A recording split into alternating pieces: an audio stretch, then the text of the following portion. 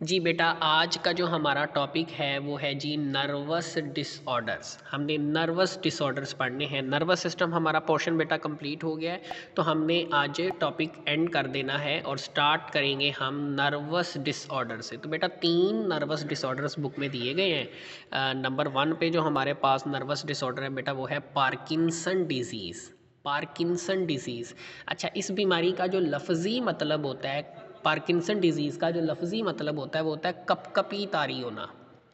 कपकपी तारी होना। अच्छा, इसको थोड़ा सा ज़रा बेटा समझें।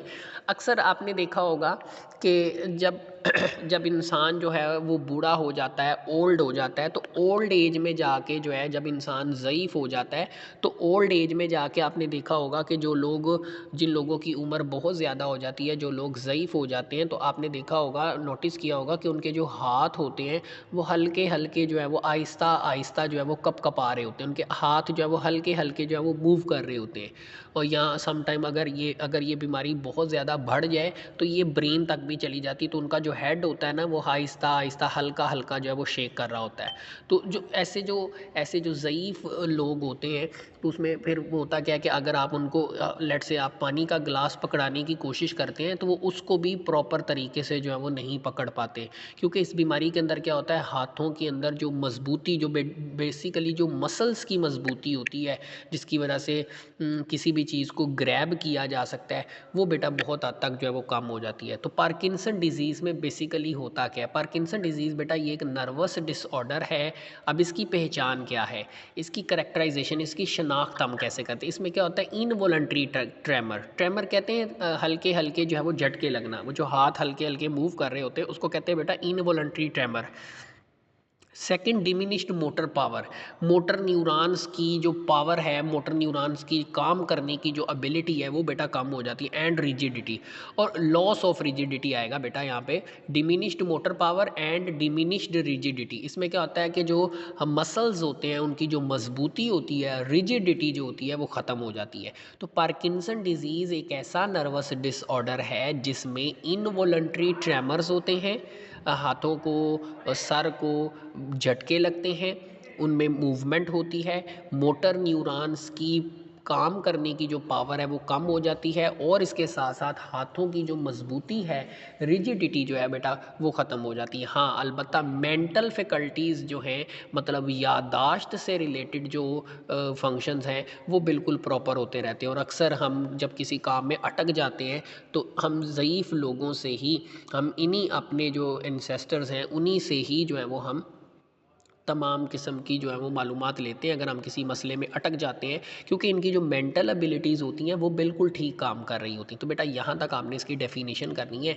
आई रिपीट, पार्किंसन डिजीज़ एक ऐसा नर्वस डिसऑर्डर है जिसमें इनवॉलंटरी ट्रेमर्स होते हैं, बॉडी के पार्ट्स को, स्पेशली बाजू को और सर को हल्के हल्के जो है वो झटके लगते हैं, और इसके साथ साथ मोटर न्यूरॉन्स की जो सिग्नल को कैरी करने की जो एबिलिटी है वो कम हो जाती है, और नतीजतन जो मसल्स की जो मजबूती है वो ख़त्म हो जाती है, जिसकी वजह से जो है ये पेशेंट्स जो हैं ये हर चीज़ को प्रॉपर तरीके से ग्रैप नहीं कर सकते। मेंटल फैकल्टीज़ अलबत्ता जो है उनको कुछ नहीं होता, mental faculties are not affected.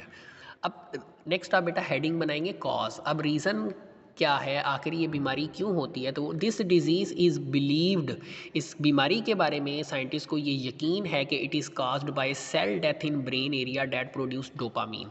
Basically बेटा हमारे ब्रेन के अंदर ना एक ऐसा एरिया है जहाँ पर मौजूद सेल्स क्या करते हैं, एक हार्मोन बेटा प्रोड्यूस करते हैं, dopamine.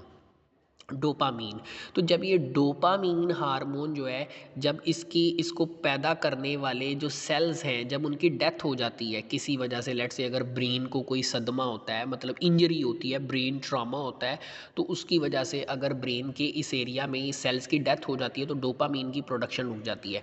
Onset of this disease is usually in 50s and 60s।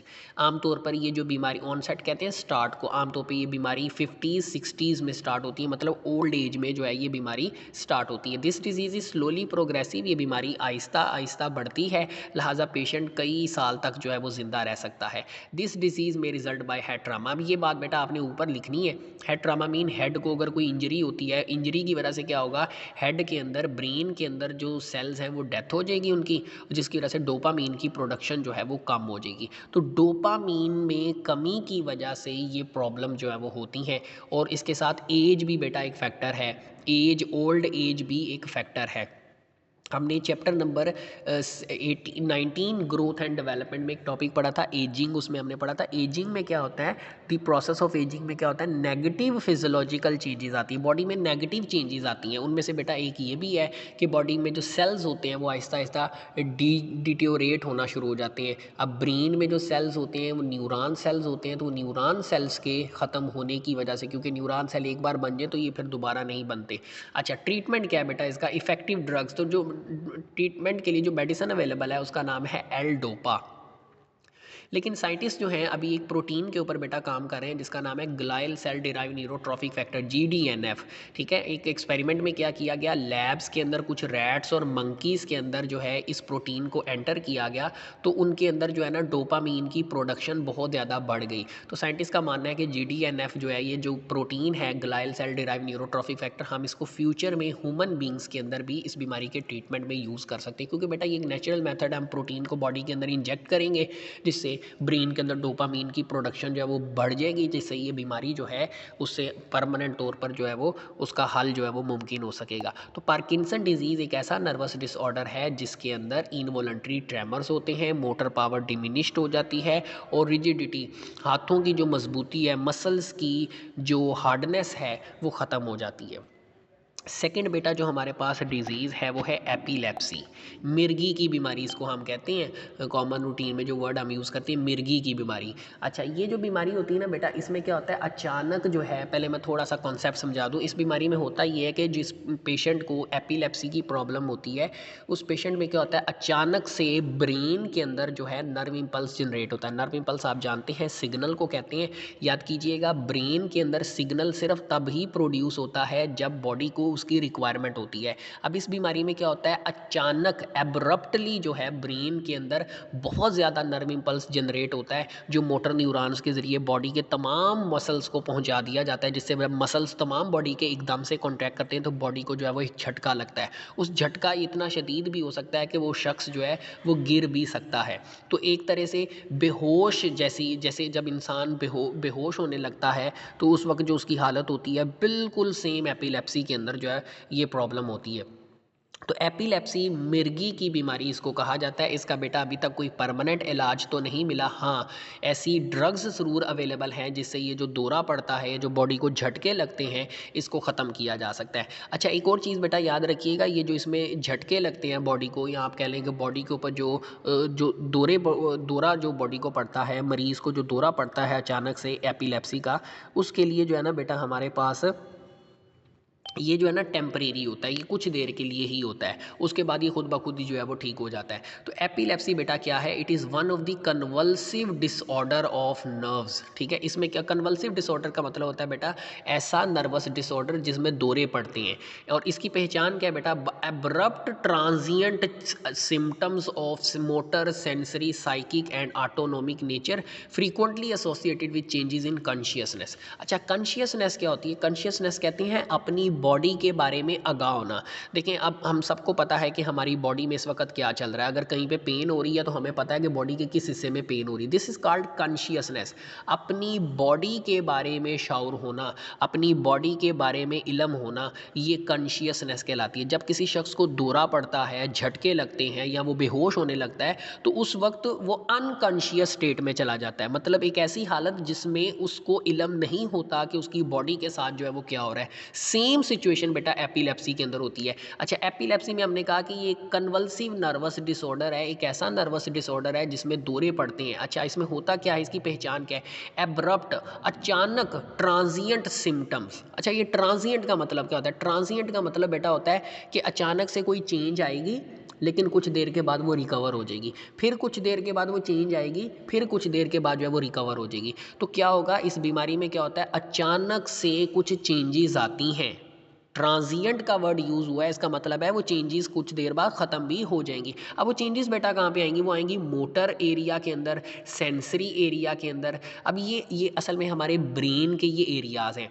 Brain का वो एरिया जो सेंसरी इन्फॉर्मेशन को, बॉडी से आने वाली सेंसरी इन्फॉर्मेशन को रिसीव करता है, उसे बेटा हम कहते हैं सेंसरी एरिया। जो फिर आगे मैसेज बॉडी के पार्ट्स को भेजता है मोटर न्यूरॉन के जरिए, उसे हम बेटा कहते हैं मोटर एरिया। साइकिक जो है ये इमोशंस से रिलेटेड होता है, फीलिंग्स से रिलेटेड होता है। इसमें हमने अमगडाला की कल बात की थी, कल के लेक्चर में ब्रेन के टॉपिक में। और ऑटोनॉमिक नेचर से मुराद बेटा ब्रेन का वो पार्ट जो ऑटोमेटिक फंक्शंस कंट्रोल करता है। और ब्रेन का एक ही पार्ट है जो हमने कल डिस्कस किया था जो ऑटोमेटिक फंक्शंस को डील करता है, और वो है मेडुला ओब्लंगेटा। हाँ, पोन्स जो हैं वो भी हेल्प करती हैं ब्रीदिंग में। Breathing is an automatic part of the automatic function of the body. तो इसमें क्या होता है बेटा, ब्रेन के इन 4 एरियाज़ के अंदर जो है अचानक से चेंजेस आती हैं, और उन चेंजेस का नतीजा बेटा क्या निकलता है कि उस शख्स की, उस पेशेंट की जो कॉन्शियसनेस है वो चेंज हो जाती है। मतलब वो कॉन्शियसनेस होता है, कॉन्शियस होता है अपनी बॉडी के बारे में, उसको पता होता है, लेकिन जैसे ही अब्रप्टली ये चेंजेस आती हैं तो वो पेशेंट जो है वो कॉन्शियस स्टेट से बेटा अनकॉन्शियस स्टेट के अंदर जो है वो चला जाता है, जिससे उसको झटके जो है वो लगना शुरू हो जाते हैं। अच्छा, लेकिन बेटा ये जो सारी चेंजेस अभी बताई हैं ना, असल में ये चेंजेस सेकेंडरी होती हैं। सेकेंडरी का मतलब दूसरे नंबर पर होती हैं। तो फिर पहले नंबर पर क्या होता है, these changes are believe to be secondary. ये चेंजेस असल में बाद में आती हैं एज अ सिम्टम। ये सिम्टम के तौर पर ये चीज़ें जाहिर होती हैं। अब किसके बाद होती हैं, alteration in brain function associated with rapid electric discharge. बेटा ये यहाँ तक करना आपने। इलेक्ट्रिक डिस्चार्ज से मुराद है नर्व इम्पल्स। ये जो नर्व इम्पल्स होता है ना, हमने पढ़ा था नर्व इम्पल्स क्या है, इलेक्ट्रोकेमिकल चेंज। तो इलेक्ट्रिकल डिस्चार्ज का मतलब है कि अचानक ब्रेन के अंदर जो है एक्सेसिव, अचानक ब्रेन के अंदर जो है बहुत बड़ी मिकदार के अंदर बेटा इलेक्ट्रिक इम्पल्स मतलब नर्व इम्पल्स जनरेट होगा, और ये डिस्चार्ज हो जाएगा। डिस्चार्ज का मतलब ये पूरी बॉडी को आगे ट्रांसफ़र हो जाएगा, ठीक है। उसके नतीजे में जब हमारे ब्रेन के अंदर अचानक से ये बहुत ज़्यादा electric impulse, nerve impulse generate होगा, उसके नतीजे में ये जो सेंसरी एरिया है, मोटर एरिया है, साइकिक एरिया है, और ये जो ऑटोनॉमिक एरिया है जिसमें हमने पोन्स और पोन्स और मेडुला ओब्लंगेटा की बात की, इनके अंदर फिर बेटा चेंजेस आती हैं। उनकी चेंजेस आने की वजह से सबसे पहले क्या होगा, ब्रेन के अंदर रैपिड इलेक्ट्रिक डिस्चार्ज होगा।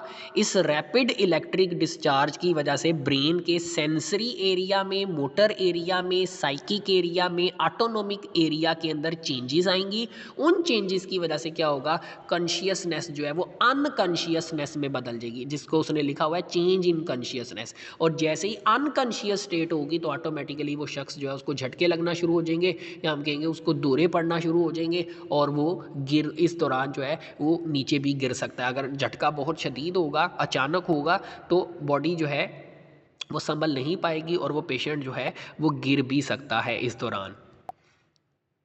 अच्छा, अब एपिलेप्सी का आगाज़ कब होता है, तो बेटा इसका आम तौर पे जो स्टार्ट होता है ना वो 30 बिफोर 30 एज होता है। मतलब अर्ली एज के अंदर एपिलेप्सी का आगाज़ जो है वो हो जाता है। लेकिन अगर लेटर एज में होता है, 30 के बाद होता है, तो फिर हम बेटा इसको कहते हैं ऑर्गेनिक डिजीज़। अगर 30 से पहले होता है तो 30 से पहले आमतौर पर एपिलेप्सी का आगाज़ होता है। लेकिन अगर एपिलेप्सी का आगाज़ 30 के बाद होता है तो इसको हम बेटा ऑर्गेनिक डिजीज़ भी कहते हैं। अच्छा, in patients emotional disturbance play a significant trigger role. अब पेशेंट्स के अंदर जो है ना इमोशनल डिस्टर्बेंस, मतलब अगर ऐसे, अब ये प्रिवेंटिव मैयर है, एहतियात है। ऐसे जो पेशेंट्स होते हैं ना उनको कभी भी इमोशनली जो है वो डिस्टर्ब नहीं करना चाहिए, क्योंकि जैसे ही ये पेशेंट्स इमोशनली डिस्टर्ब होंगे तो क्या होगा, ये चीज़ ट्रिगर का काम करेगी, ठीक है। और जैसे ही चीज़ आप ट्रिगर जैसे ही ये ब्रेन को मिलेगा तो ब्रेन के अंदर जो है एक्सेसिव इलेक्ट्रिक डिस्चार्ज होगा, जिसकी वजह से बेटा ये तमाम चेंजेस ब्रेन के अंदर आएंगी, और नतीजा क्या निकलेगा, चेंज इन कॉन्शियसनेस। कॉन्शियसनेस बदल जाएगी, वो कॉन्शियसनेस चेंज हो जाएगी अनकॉन्शियसनेस के अंदर। ट्रीटमेंट बेटा क्या, और इसका जो टेस्ट है वो क्या होता है, मतलब जो डायग्नोस्टिक टेस्ट है वो क्या है, वो है जी electroencephalography is the most important test in the study of epilepsy. ठीक है। तो एपिलेप्सी की डायग्नोसिस करने के लिए, इसकी कंफर्मेशन के लिए जो टेस्ट बेटा किया जाता है उसको कहते हैं इलेक्ट्रोएन्सेफेलोग्राफी। अच्छा, अब ड्रग्स मैंने आपको शुरू में ही बताया था कि इसका ट्रीटमेंट तो क्यों प्रॉपर नहीं है, लेकिन इसमें जो दौरे पड़ते हैं उनको कम करने के लिए, उनको कंट्रोल करने के लिए जो है वो ड्रग्स अवेलेबल होती हैं। इसमें एंटी कन्वल्सेंट ड्रग्स, कन्वल्जन कहते हैं दौरे पड़ना, हमने शुरू में वर्ड भी पढ़ा, कन्वल्सिव डिसऑर्डर, ऐसी बीमारी जिसमें दौरे पड़ते हैं। एंटी कन्वल्सेंट का मतलब है ऐसी ड्रग्स जिनके जो कन्वल्जन को रोकती हैं, जो कन्वल्जन जो है दौरे पड़ने नहीं देती। अच्छा, अब एक और यहाँ पे प्रिवेंटिव मेजर है बेटा, अल्कोहल एग्रावेट एपिलेप्सी। अल्कोहल जो है ये एपिलेप्सी को एनहांस करती है। तो जिन लोगों को एपिलेप्सी प्रॉब्लम होगी उनको लाजमी तौर पर अल्कोहल से जो है वो अवॉइड करना चाहिए। So person suffering from epilepsy should avoid alcohol. बेटा मैं एक बार दोबारा रिवाइज करता चलूँ, एपिलेप्सी जो है ये एक कन्वल्सिव, अच्छा ये बेटा लिखा हुआ है ना, it is one of the convulsive disorder of nerve. बेटा आप इसको लिख सकते हैं सिंपली, इसको आप इस तरह से भी लिख सकते हैं, it is a convulsive nervous disorder, ऐसा नर्वस डिसऑर्डर जिसमें दौरे पड़ते हैं। अच्छा, इसमें होता क्या है, हमने पढ़ा कि सबसे पहले होता ये है कि ब्रेन के अंदर अचानक जो है ना एक्सेसिव रैपिड इलेक्ट्रिक डिस्चार्ज होता है, जिसकी वजह से ये मोटर, सेंसरी, साइकिक और ऑटोनोमिक नेचर, ये सारे पार्ट्स हैं बेटा ब्रेन के, इनके अंदर चेंजेस आती हैं और उसके नतीजे में कॉन्शियसनेस जो है वो लॉस हो जाती है और मरीज़ को झटके लगना शुरू हो जाते हैं और वो ज़मीन पर जो है वो गिर जाता है। लेकिन ये ट्रांजिएंट लिखा हुआ है, ये कुछ देर के लिए होता है, कुछ देर के बाद, चंद सेकंड्स के बाद, चंद मिनट्स के बाद पेशेंट जो है वो खुद ब खुद रिकवर हो जाता है, उसकी कॉन्शियसनेस लौट आती है और वो वापस जो है वो उठ खड़ा होता है। ठीक है, इमोशनल डिस्टर्बेंस और अल्कोहल जो है वो इस बीमारी को एग्रावेट करती हैं, एनहांस करती हैं। सो पेशेंट्स को इमोशनल डिस्टर्बेंस से दूर रहना है और दूसरा अल्कोहल से जो है वो अवॉइड करना है। हमने कहा ये बीमारी आमतौर पर बिफोर 30 होती है, लेकिन अगर आफ्टर 30 होती है तो बेटा हम इसको ऑर्गेनिक डिजीज़ का नाम जो है वो देंगे। नेक्स्ट बेटा हमारे पास बहुत ही आसान और बहुत ही इंपॉर्टेंट शॉर्ट क्वेश्चन है, अल्जाइमर डिजीज़, भूलने की बीमारी।